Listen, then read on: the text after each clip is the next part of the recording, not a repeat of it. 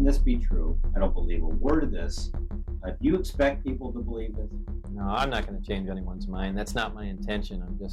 I'm just relaying the experience, the job that I went through. It is a fantastic thing. It's a fantastic story. But it's true. It's true. These crafts came from another, not just another planet, another solar system entirely, extremely far away, and they're here.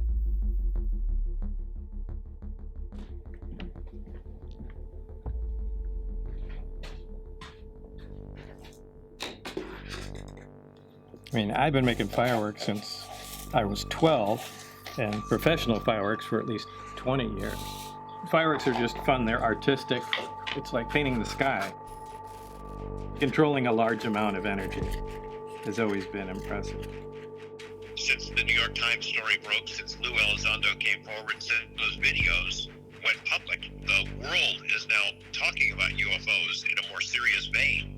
I think that's a good thing, and I think it reflects positively on Bob Lazar's story, and I hope that the world will take another look at it. Thus, the jet bike, the jet car. Yeah, to take, a large amount of energy, which would normally be thought to be out of control, to take that and harness it and have it do what you want has always been impressive to me. The easy way out is to say he's a liar, he's making it up. It's hard to go ahead and accept the possibility that he's telling the truth.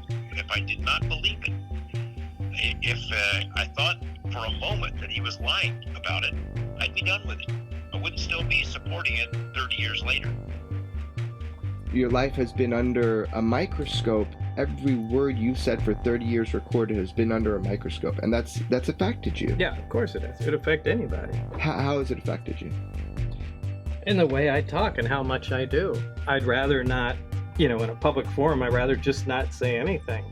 Why do you think people are so obsessed with every word that you say about your experiences, working They're at just F1? Looking for a way to look for an inaccuracy and to be able to discount the whole thing. Oh, he said this one time and said it slightly different this time. Obviously he's making it up. No, that's just the first word that entered my mind. I don't put that much thought into it when I'm saying it. Look, as much as a lot of people hate it, this stuff really happened. I mean, if it bothers you, that's too bad.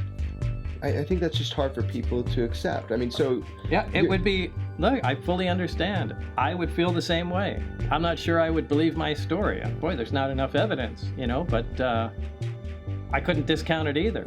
The fact is, the people that know him best believe him the most. I hope that one thing that comes across in your film is the real Bob. Once you get to know him, it becomes much more plausible as a story. He's not lying to his mom and his wife and all his friends. He's not lying to the UFO world either. You saw alien ships. Yeah. You worked on a gravity wave amplification system trying to figure it out. Right, a propulsion system and a power source that's completely unknown to mankind. And there's no way human beings could have made it. There is no way human beings could have made it, under any circumstances, in any country, anywhere, period. And for 30 years, you are telling us the truth. You bet. This shit happened. You got it. The fact is that raid that happened in Michigan, that's a very dramatic and very important development. They weren't there looking for records about some customer he had a couple of years ago. They were looking for 115.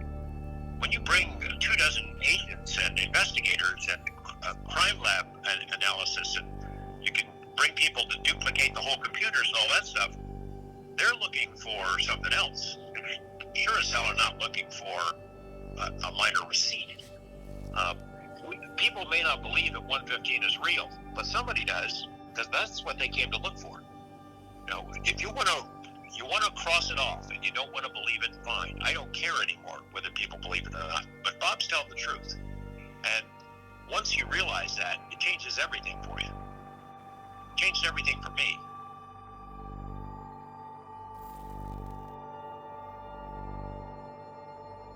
To crack a life open at its seams, to dissect and examine its content is unnerving, like the reading of omens by viewing the entrails.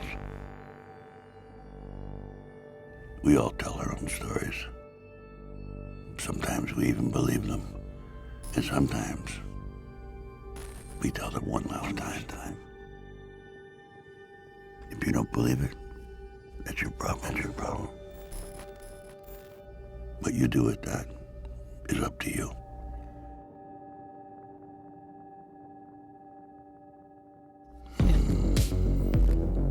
Well, I am telling the truth. I've tried to prove that what's going on up there could be the most important event in history.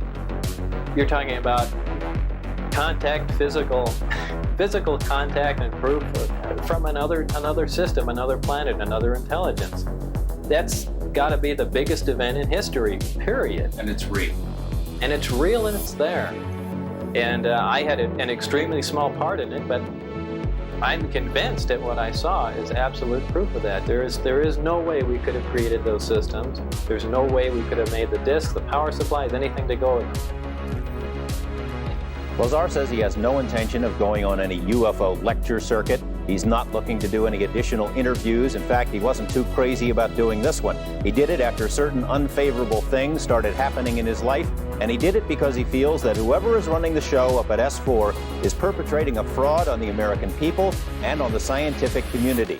We intend to have much more about this story, about the operation up there, on Monday and beyond. This is by no means the end of this series of reports. In fact, on Monday, including in our story there, support testimony from other people who say they have knowledge of the flying discs at the test site, and information from people who know Lazar very well and insist his story is true.